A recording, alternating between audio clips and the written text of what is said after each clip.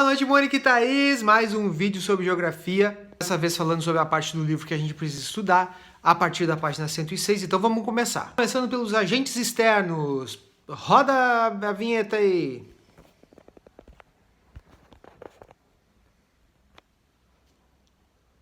O principal agente externo da modificação da natureza, das paisagens, é a gente mesmo, o próprio ser humano. A gente resolve construir, sei lá, um prédio perto de uma montanha, uma casa, uma Disney, uma outra coisa que é legal. Isso vai interferindo, vai mudando a paisagem dos locais. Outros elementos também podem modificar a paisagem, tá? Como, por exemplo, um rio, um mar, os ventos, a luz do sol. Por exemplo, a altura de uma montanha ela pode diminuir com o passar do tempo, porque vai se desgastando, vai tendo erosão e isso pode acontecer de mudar a paisagem de algum local. Então não só o homem, como também forças naturais, forças da natureza também podem alterar a paisagem. Que um dos fatores que mais altera é a erosão. Mas a erosão não é a mesma coisa que intemperismo. Intemperismo é um processo que ocorre diretamente na rocha. Já a erosão, tu sabe o que é, né, Mônica?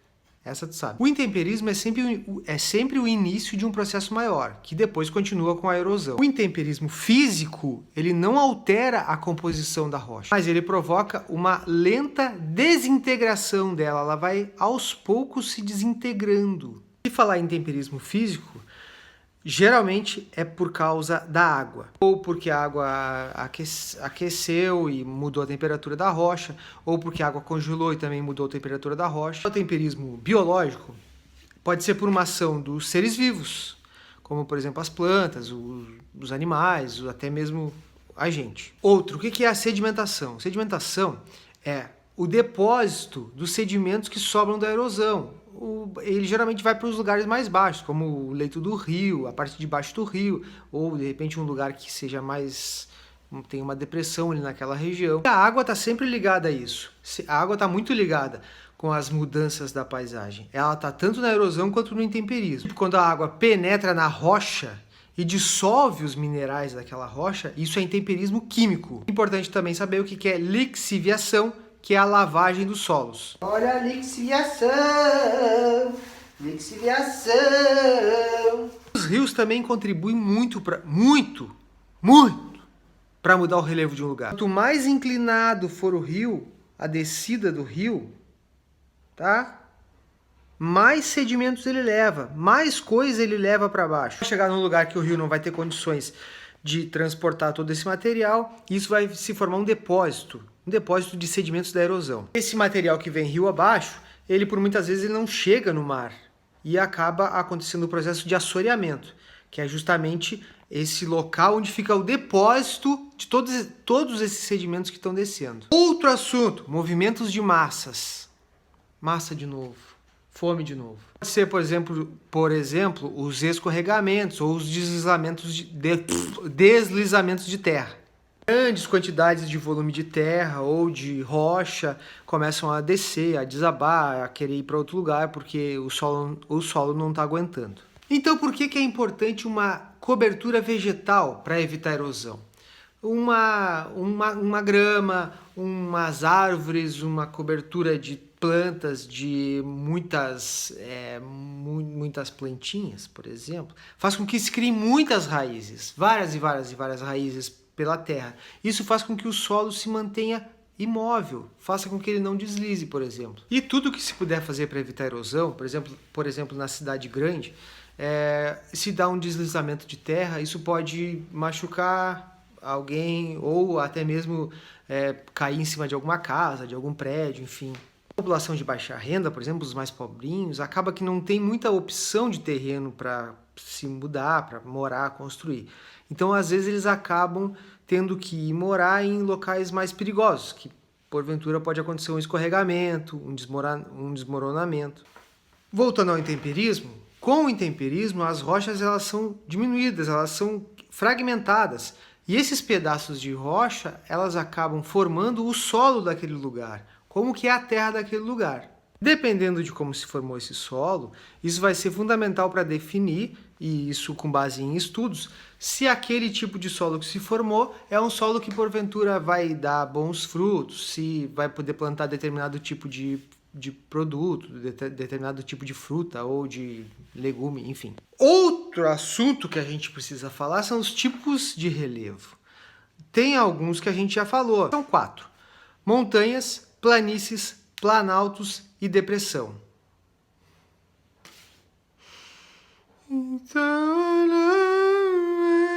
O planalto a gente já viu.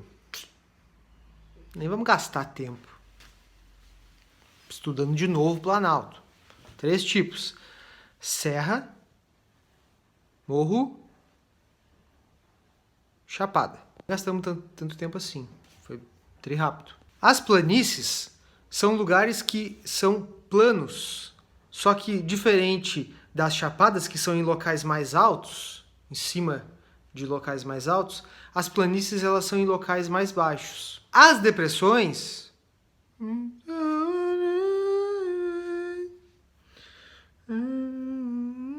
são áreas que são mais baixas do que os locais vizinhos. Geralmente são áreas bem baixas. E as montanhas são os lugares mais altos da Terra. Mais alto da Terra. Pulando para a página 150. Página 150.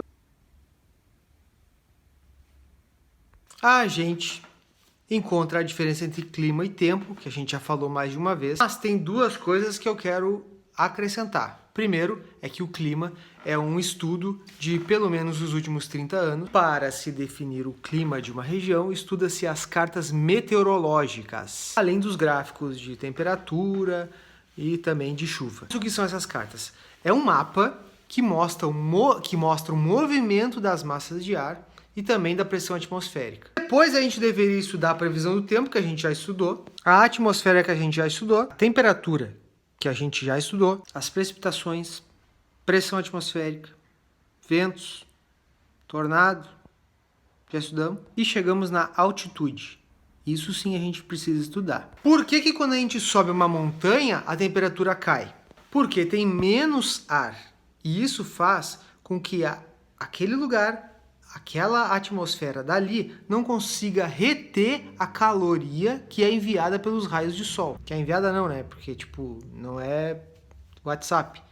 A caloria que vem com os raios de sol. A temperatura cai por causa da baixa capacidade da atmosfera de reter a radiação do sol. Como ali tem menos ar, o ar é rarefeito. Quanto mais alto, mais frio. Quanto mais alto, mais frio. Quanto mais alto, mais frio. Quanto mais alto, mais frio. Sujeira isso aqui, putz. Outro assunto importante é que, diferente da maritimidade, existe também a continentalidade. São os locais longe do oceano, longe. Isso faz o quê? Faz um efeito com que as temperaturas nesses locais, elas variam muito, elas variam bastante. Mais um assunto que tu achou que a gente estava esquecendo, e eu sei que tu já sabe, mas a gente precisa estudar. Tipos de clima. Cara, eu tava esse tempo todo sem óculos. Oi! E aí, Mônica? Tranquilo? Não, tô de boa, hein? Tô até enxergando agora. Primeiro tipo de clima, clima tropical. Tem 2 estações bem definidas. Um verão com bastante chuva e um inverno seco.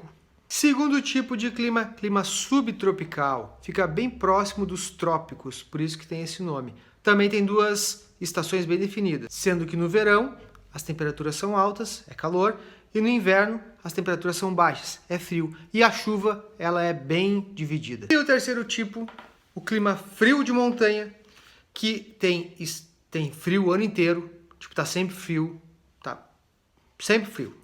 por causa da altitude, porque as montanhas são altas.